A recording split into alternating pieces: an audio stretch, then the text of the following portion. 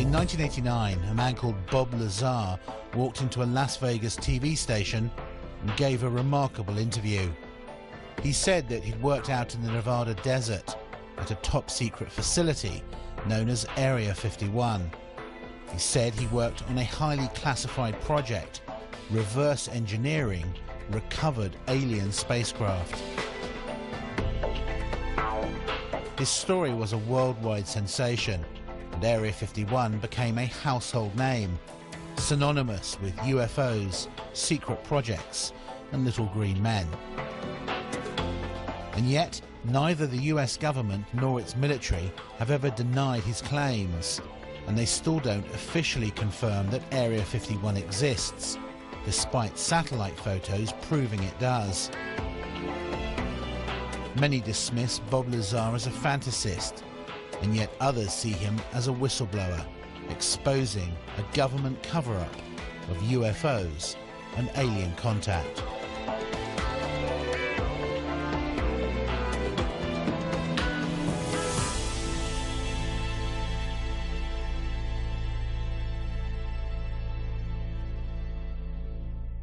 I am convinced, based on my research and the individuals whom I've had contact in the U.S. intelligence community, that the U.S. government does indeed have craft that meet the description of many of the UFO reports.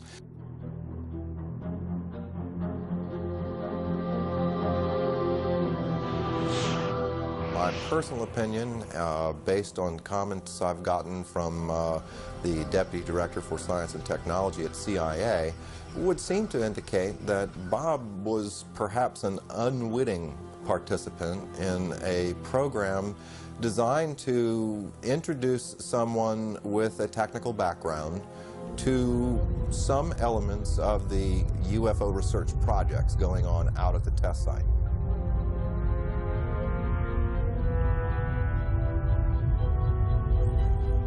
I have no doubts that Lazar actually was in a place where top secret investigations were going on. I'm not sure about all the details that have emerged from his account, but he certainly gives me the impression that he was actually there. Do I believe Bob Lazar? My answer to that is yes. And heck, it's going on 8 years that I've known him. His story has never changed. He wasn't in it for the publicity. He surely wasn't in it for the money. He lost everything he had. I believe he's totally sincere. As far as I can tell, he's a bright guy who tells a great tale and who's told it often to people who have not checked on him, who accept the notion that, well, the government wiped his slate clean. Basically, I think he had an experience. I think he saw some things that shocked him, was subject to some conditions and experiences that were very unnerving to him and very profound.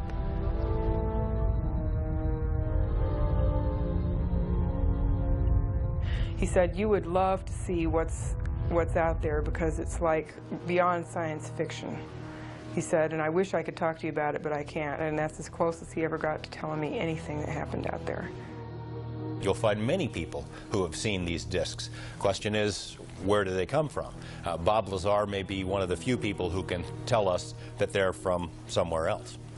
I've no doubt that there's a relatively small number of people within the intelligence, military intelligence and scientific and technical intelligence community who are aware of what's going on, and an even smaller group who are actually organizing top secret research into this phenomenon.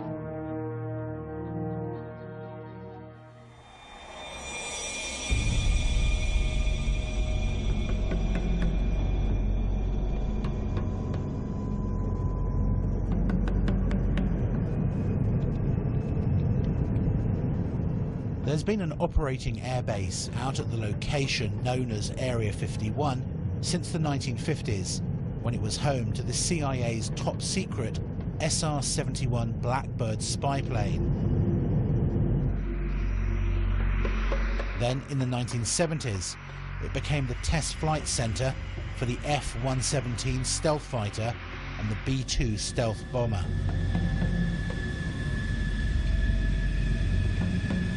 It's fairly public knowledge that we have a super secret facility in the mountains in northern Nevada, referred to as Groom Lake, Area 51 of the Nellis Air Force Base Test Range.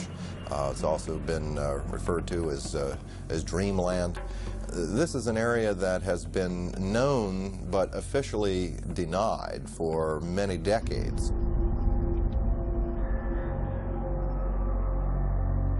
All of our super secret aircraft have been developed and test flown out in this particular area. So it only makes sense that if you have something as sophisticated as a flying saucer and the related technology to that, that would certainly be one of the prime locations you'd want to go.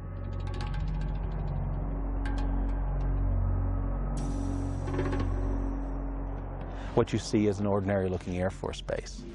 It's nothing to write home about, but because the government won't talk about it, everyone wants to see it. The military has never said there are no UFOs. It's never directly denied any of the Area 51 stories. It would have been so simple when these claims came out, these Papoose Lake claims, for the military to simply say, look, we have nothing there. They could take a few reporters to this area and show them, nothing there. The military hasn't done it. The military has stonewalled. It has remained silent. And that's the most damning thing that they can do. Area 51 to this day is not acknowledged. That is to say, the Air Force does not admit that it exists. This status has been maintained very carefully, particularly in the last few years. The puzzle is that the base has clearly been very active for quite a while, and you can see that there are about 700 to 1,000 people traveling from Las Vegas every day. So essentially the bulk of what has gone on there in the last 10 years has not emerged from the black. This airplane the program was terminated. The airplanes were put in mothballs for 20 years before they admitted the existence of the aircraft. There's programs that they're working on today that are 50 years ahead of anything that you and I can even conceive of, and that we may never see the light of day. Would you say it's America's most top secret military base? As far as an operational test facility, it's probably the most secret test facility in the free world, yes. So there is no question that the facility is there, that the government has said very little in the past about it. Now, the real question, I suppose, is, are there any flying saucers out there?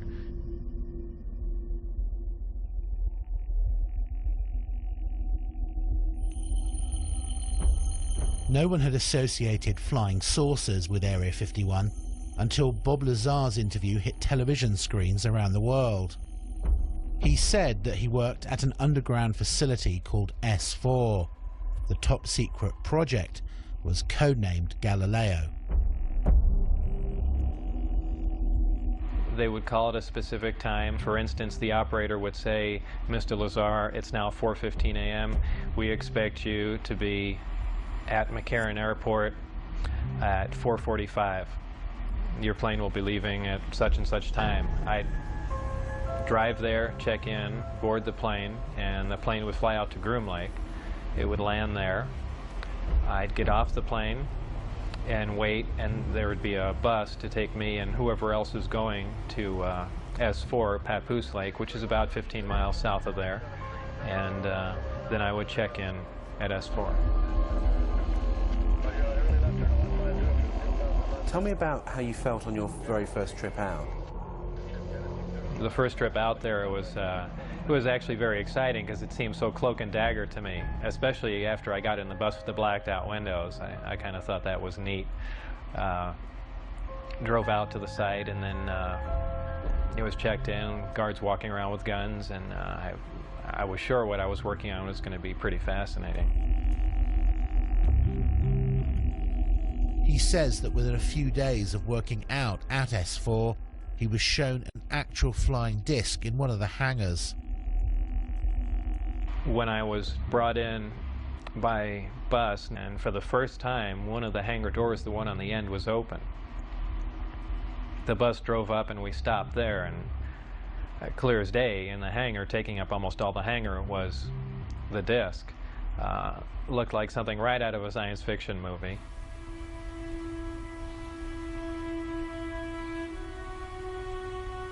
And as I walked in there, I thought, well, this is the new advanced aircraft we've been working on, and this is why people keep seeing flying saucers, because it's ours, and we've just been testing it, probably for all these years.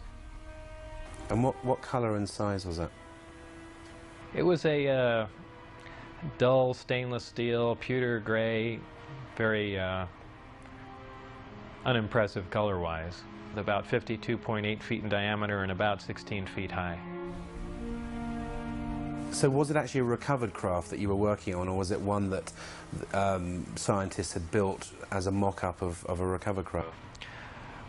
Well, whether it was recovered, given, or what, it was not built as a mock-up. It was an alien craft built on another world. There was absolutely no doubt about that. Lazar claims that he was one of only 22 people who had something called majestic clearance to work on the craft itself. The whole aim of the project was to take these craft, or the one in particular that I was working on, and try and duplicate its systems and subsystems with earthly materials. The work that I did basically entailed back engineering the power and propulsion system, and I opted to start with the power, the reactor that ran the craft.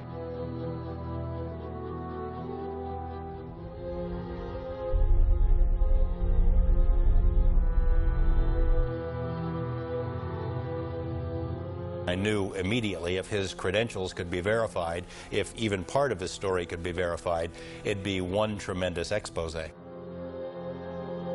George Knapp was a long-standing TV reporter. He'd heard enough of the UFO rumors over the years to appreciate how big a scoop this could be if Lazar was telling the truth. He gave me information about his background, educational background and employment background. I started with his claim to have worked at Los Alamos Lab. We went to Los Alamos and got nothing even close to cooperation. They wouldn't respond to our phone calls. They say, we have no information on Bob Lazar. There's nothing in the files. I said, are you sure now? No, nothing in the files. I showed them the phone book entry that Bob had kept that said he was there. I showed him the newspaper article that showed that he was there. Basically, Los Alamos Lab tried to thwart me at every step. Were completely uncooperative in trying to get information about Bob, and I found that to be the case at every step of the way in trying to verify his background.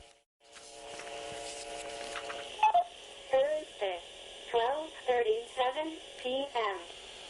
Former NASA mission specialist Bob Exler had heard about Area 51 and Groom Lake when he worked on the Apollo and Space Shuttle projects. He was intrigued by Lazar's claims and started to investigate. I did a variety of research relative to Bob Lazar. I actually met him. I obtained a copy of his what they call a W-2 form, which is one of the IRS documents associated with pay. His particular form indicated that he worked for the U.S. Department of Naval Intelligence. They informed me that it was a genuine document. It was not something that had been fabricated. There were a variety of numbers, contract numbers and so forth issued on the document, which I was able to research, again finding that these were highly classified numbers. In fact, Internal Revenue Service ran into a brick wall when it came to trying to track down the actual employer associated with the document. And then again, with the Social Security Administration, we found that Bob Lazar's records had in fact been bleached clean. There was nothing there, in spite of the fact that the document clearly indicated that Social Security taxes had been taken out of his pay.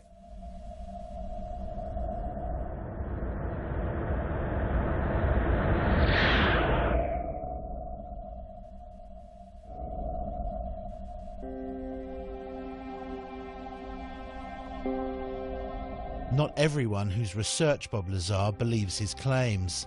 Stanton Friedman is one of the most respected authors in the UFO field today. He's a former nuclear physicist with top secret clearance and has many friends and contacts in the Black Project world. I've looked at considerable depth into Bob Lazar's claims, both about himself and about propulsion system, because they're fairly elaborate claims. I've talked to the schools that he claims to have received degrees from. I've checked on his high school record. I talked to Los Alamos lab where he was supposedly a scientist and so forth. I have come up totally empty. Now, when a guy lies like that, you get very wary.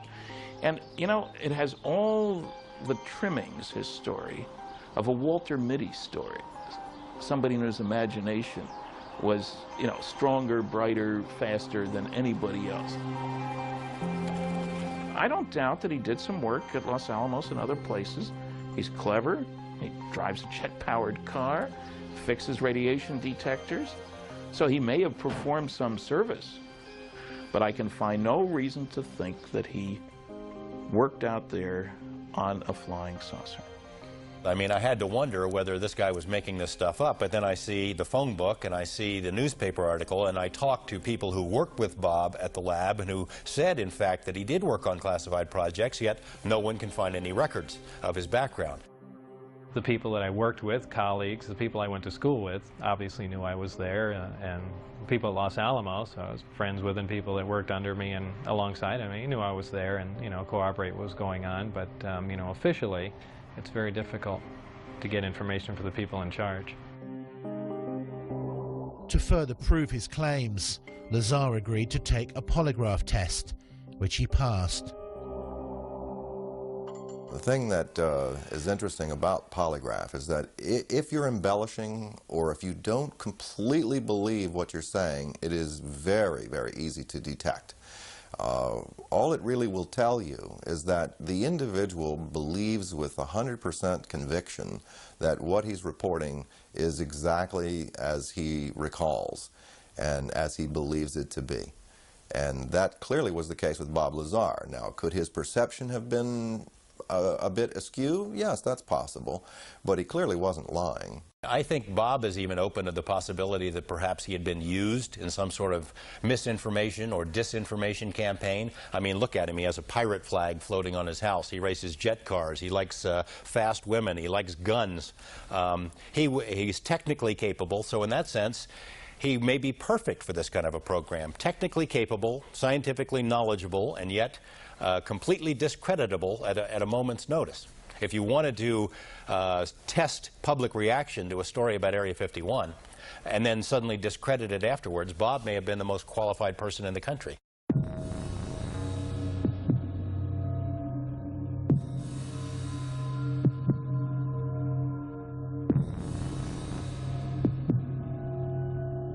Lazar says that on one occasion he was escorted into the flying disc that he saw in the hangar to analyze its propulsion system. It was obviously made to be piloted by something smaller than the average human being, very cramped in there. What were the size of these seats that were in there? The seats were very small. I'd say about 1/3 to 1/4 the size of a normal human seat. A lot of people say, boy, it must have been exciting to go in there, and I always say it wasn't. It was a very ominous feeling. I know it sounds silly, but it's so unearthly in there. You have spoken to someone who's actually seen a UFO under a tarpaulin at Area 51? I have. I've spoken to several people who've seen UFOs or disc-shaped craft out there. There was a woman who was a secretary for a major defense contractor at the Nevada test site who worked on nuclear programs, who told me that she had sat in on conversations between military and civilian contractors at which the Roswell case had been discussed, at which it had been discussed taking some Roswell material to Area 51. The level of secrecy during those meetings was great. Afterward, they'd take the ribbons out of the typewriter she was typing on. She was ready to tell me about this, and I had this conversation with her on the phone. The next day after this conversation takes place, she's visited by two men who say that they work for the company she used to work for, reminding her that she is still under a security oath, told her, "We know that you do a lot of traveling back and forth, a lot of long drives between Las Vegas and LA. We'd hate for something to happen to you or your family." No interview. I mean, it happened again and again and again. Same scenario.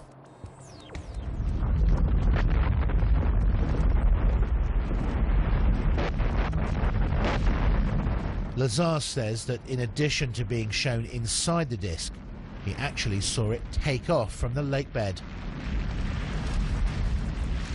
I was brought into the hangar for one of the short duration tests, and the craft was already outside on the lake bed, and that was pretty much of a marvelous sight. It's a huge thing. It's like seeing a house lift off the ground. You can't imagine the energy involved to do that.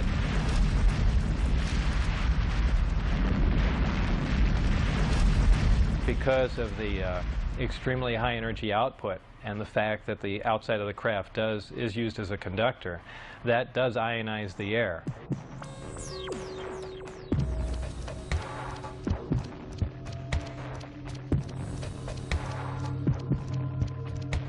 And the crafts do, as a byproduct of this, glow at night, much like a fluorescent tube will light up. So, you know, bright, strange, jumping lights in the sky, that does explain that.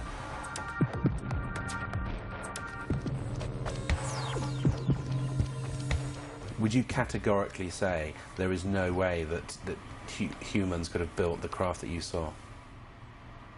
Absolutely. I will categorically deny that.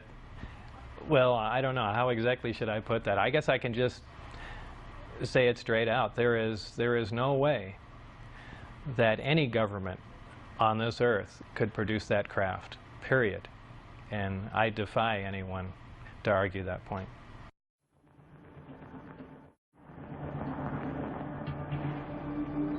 One of the big questions that's hung over this whole story is whether Lazar saw a man-made flying disc and not an alien spacecraft. A lot of these craft which are being developed in secrecy in the United States are tested at night, and one can imagine that seen through kind of half-closed eyes, something like an F-117 stealth fighter or a B-2 bomber, side-on or front-on, would look remarkably like, say, a flying saucer or a UFO.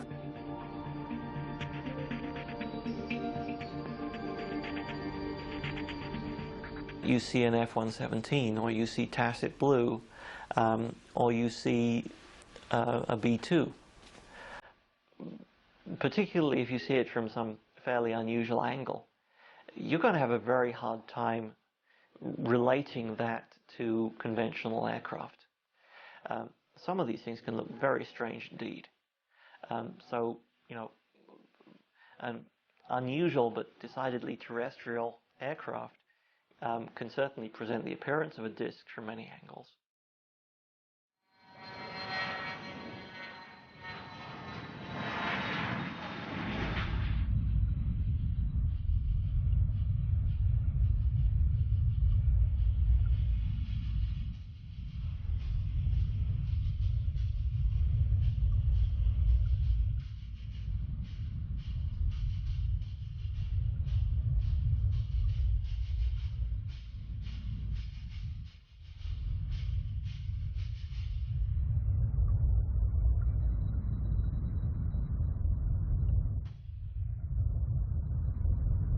I think for anyone who's been out into the western United States and seen the kind of place it is and let their imaginations run riot a bit, it is possible to imagine in these vast test areas technologies which are highly exotic, highly revolutionary, and would change the way we feel about science today. However, to say that that is alien science derived from beyond this world, I think is something which is just, it is unbelievable. It's too much to absorb.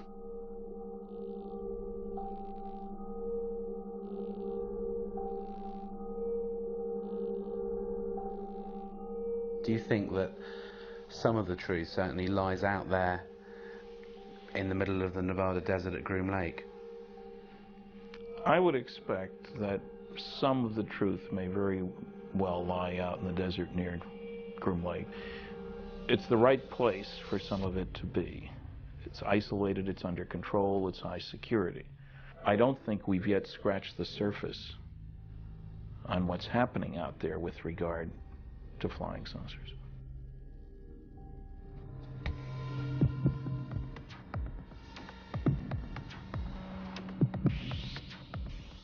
According to Lazar, the craft that they were secretly testing out in the desert at night used an exotic anti-gravity propulsion system. The reactor itself was an incredibly advanced system. This was an antimatter reactor. This is something we could only dream of having, something that could put out huge amounts of power that rivals several nuclear power plants running at capacity. What happens is a great gravity distortion is created, and you're essentially bending space toward the craft. The craft becomes part of that space, and then when the reactors, or when the gravity amplifiers are shut down, the craft is essentially where it was focused. It's a very difficult thing to grasp. It happens virtually instantaneously because of the fact that gravity distorts time. And if you're bending space and time along with it, when you wind back up in that place, you're there between the ticks of a clock.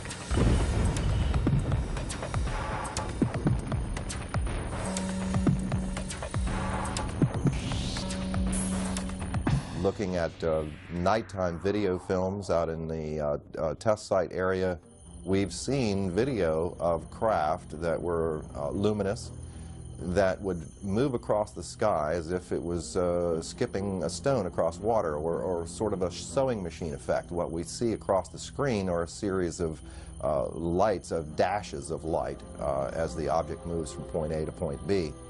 Therefore, we are seeing what you might call a shadow effect of the propulsion mechanism at work.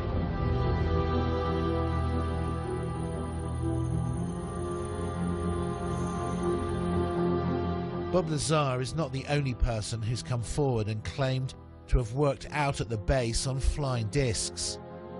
Former US Marines test pilot Bill Uhouse worked out at Groom Lake and other top-secret locations for more than 40 years, working for the Pentagon and civilian contractors on a variety of highly classified projects, including, he says, a flying disc recovered from a crash in Kingman, Arizona in May 1953. He said that he'd been cleared to do this interview and to discuss certain information, but asked us not to show his face. What were you actually working on out there? One of the things I worked on was a flying disc simulator. It was designed in New Mexico by a separate staff that built it in parallel with the actual craft that they had intended to fly. The purpose of the simulator was to train pilots to fly this strange-looking craft. The simulator was a 10-meter round disc. The skin was made of boron composite material, not unlike that you see on the F-117. How did you know how to build the simulator? Essentially, there weren't any plans. The plans were generated as we constructed it. And there was a process there that took quite a while for us to even understand the concept way back in the 50s. Uhouse says that Lazar did work at Area 51. I think Bob is saying exactly what he knows, and I know a little bit about Bob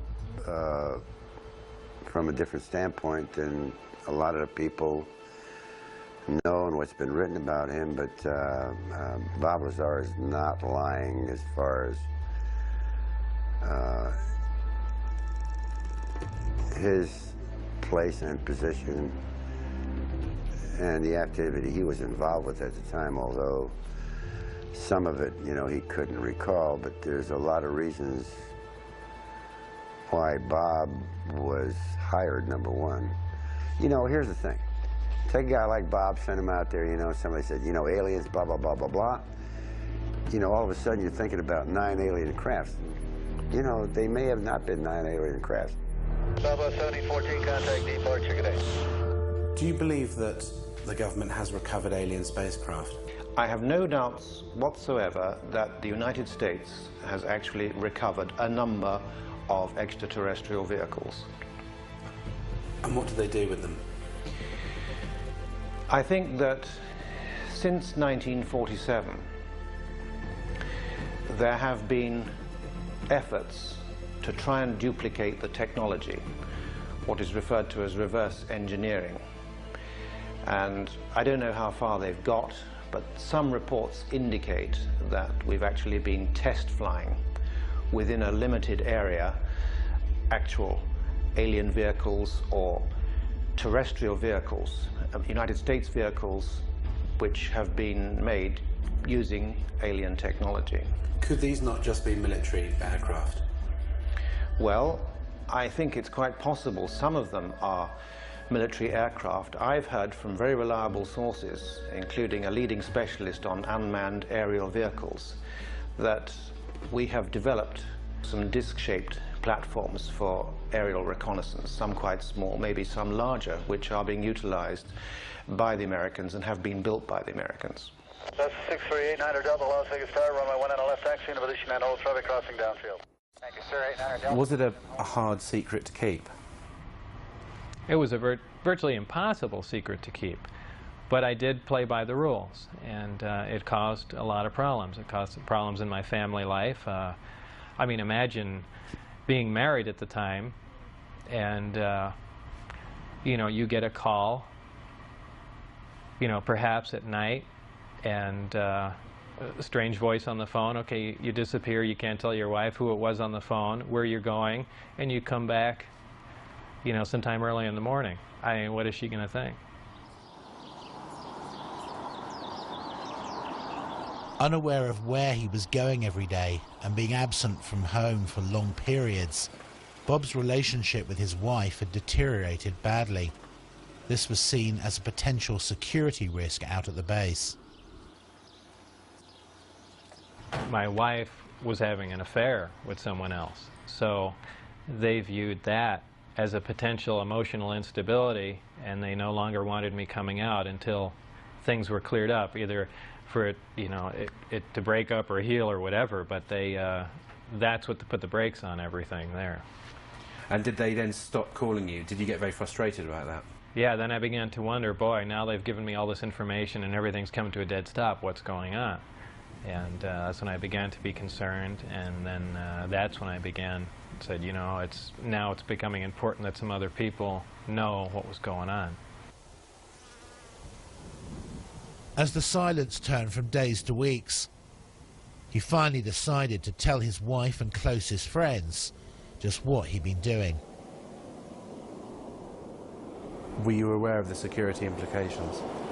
I was quite aware of what could happen, but I was also aware that these guys would go to any extent to keep their secret, and certainly not have someone that was on the inside running around. And I didn't think it was beyond them at all to make me disappear. Whether I mean, who knows? I know it sounds more like a movie, but I didn't think it was beyond their capability to kill me, just to stop the word from getting out. Bob knew the test flight schedule for the discs and took his wife, his best friend Gene Huff, and another friend John Lear out to the desert near the base on a Wednesday night in March 1989.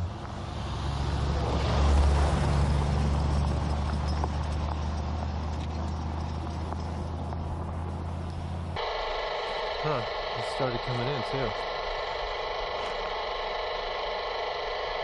Now, how far away can that thing pick up stuff if it's like overhead, like up in the air? Overhead, 300 miles. Jeez, so it could be any one of these guys. Yeah. Yeah. Well, that sounds military to me. Yeah, yeah. I bet you that's what this know. is. We got. Oh. You see that? Oh, yeah. What was that? Did you see that light just come on over there? That just I was looking right at it. Yeah. Here, let me check it out. Oh, that was a shooting star. Right above it was a meteor too. No, there's a steady light. No, it's a steady light that just came without on. any kind of. No, this one right over the range here. It wasn't there, and then I was looking right there, and it blinked on. That's very bright. That's brighter than a star. Yeah.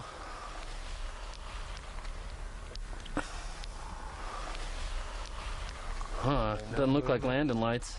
We got the light clear now, sir. We figured out what the problem is, and whatever that heading is, we're ready for it. Huh? Interesting. Okay, just change course. Oh. White light? Yeah. Yeah, he's coming at us. What did you see when you were out there? Shortly after the flight time that I had recorded, white light came up. Well, not a white light. It was actually more of an amber light. Came up off the ground and hovered, and then began doing radical step maneuvers and darting from one side of the sky to the other, doing some impossible flight characteristics. Do you think what you saw over the desert that night was an alien spacecraft? Could I identify it as an ET craft without Bob's help? No, it would have been and you know, like I said, an elliptically shaped saucer doing, you know, just doing moves that we're not capable of, but I could not say that, no, this wasn't some advanced Earth technology. We got the light clear now, sir. We figured out what the problem is, and whatever that heading is, we're ready for it. That would be a UFO. It's not blinking. It's not conforming to any sort of FAA lighting regulations. And there you're looking at it. That's like a typical UFO. If it was red, it would be real typical, because that's what most people report, is red lights like that are solid colored. I don't think that's landing lights, because it's curved already and we're still looking at it. Looks like he's curving back. Here he comes. That is a typical military UFO. There you go.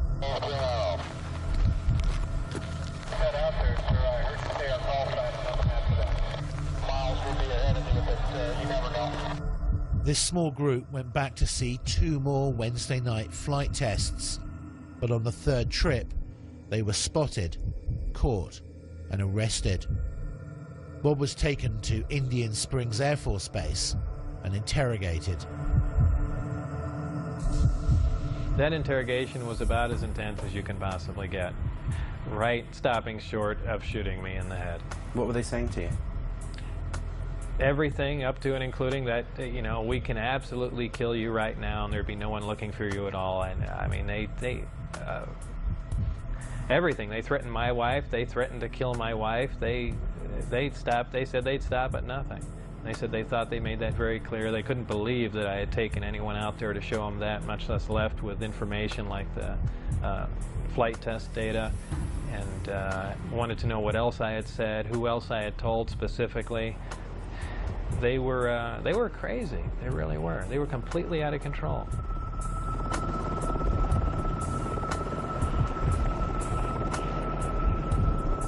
After this interrogation at Indian Springs Air Force Base, Bob says that he was put under constant surveillance by security personnel.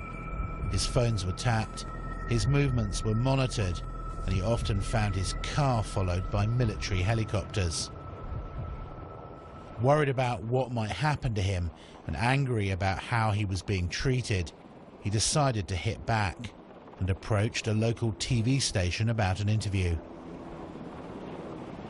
I thought if I did an interview in silhouette, it would be kind of pushing back a bit, or say, you guys stop, and not saying too much, but just saying enough just to let them know that I am pushing back a bit and then lay off, or, you know, it's going to get worse.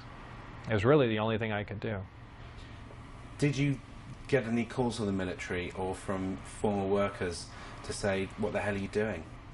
Right after the interview aired, Dennis Mariani, who was my supervisor, called, and all he said was, do you have any idea what we're going to do to you now? And that was the end of the phone call.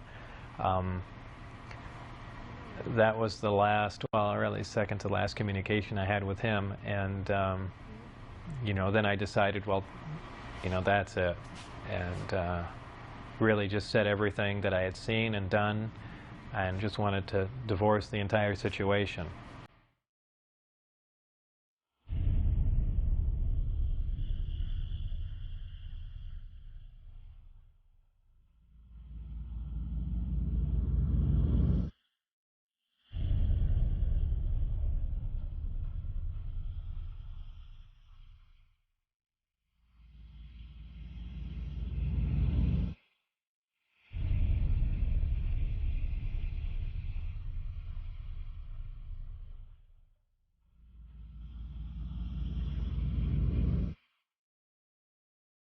Even now, more than 20 years later, the jury is still out on Bob Lazar and his claims about his work out at Groom Lake.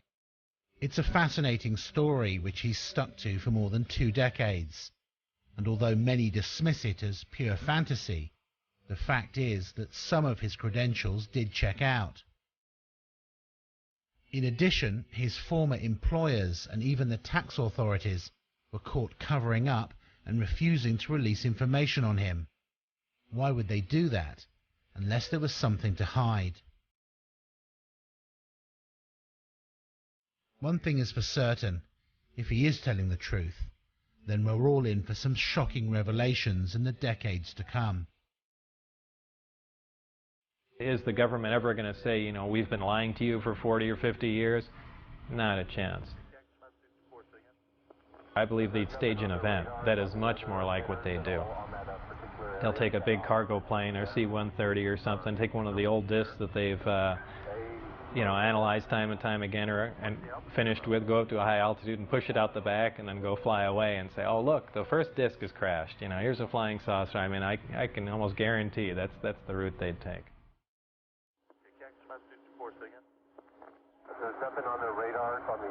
Certainly there are a lot of questions about Bob's background that have not been satisfactorily answered. But there's too much that Bob knows, I think, that couldn't be explained any other way. He knows about the layout of the base. He knew about people who were involved in security checks. He knew when and where the test flights were going to take place because he took people out there 3 weeks in a row and they videotaped the tests. How did he know this stuff if he, in fact, did not have some kind of inside knowledge? Do you think he'd make a good conduit of information? I mean, essentially a patsy. Yes, I do. I think it's quite likely that Lazar was set up, perhaps to knowing that he would give out this information.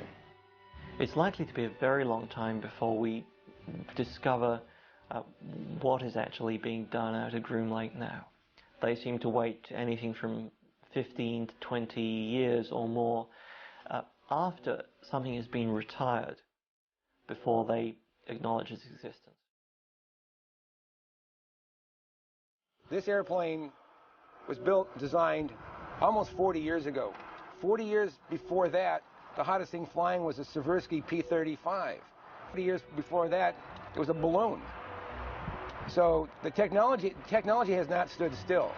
So there's a very good possibility that we are looking at man-made transportation for the 21st century. It's been so hopelessly polluted that I'm not sure we will ever get to the bottom of this story, and that's sad. I suspect that whatever was out there, discs, alien or not, had now been moved to some other location, and we may never find them again. There might have been reason 40 years ago to believe that people couldn't handle the idea of alien visitation. I don't think that's true anymore. I think we're far more sophisticated now. Do you regret having screwed up at S4 and taking your friends there and blowing your security cover because you could still be working on UFOs today? Yes and no. Yes, at times I'd like to be able to go back in time and played along with the game and not have done anything, and perhaps to this day still be working on them, because I did feel privileged and it was fascinating work once you can get around all the oppressive military security, and maybe we would have stumbled on something, and yeah, it would have been fascinating.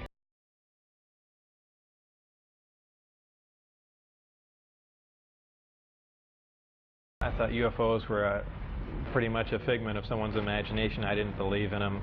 I wasn't interested in them. Of course, I'm not even interested in them now. But I certainly do believe in them now.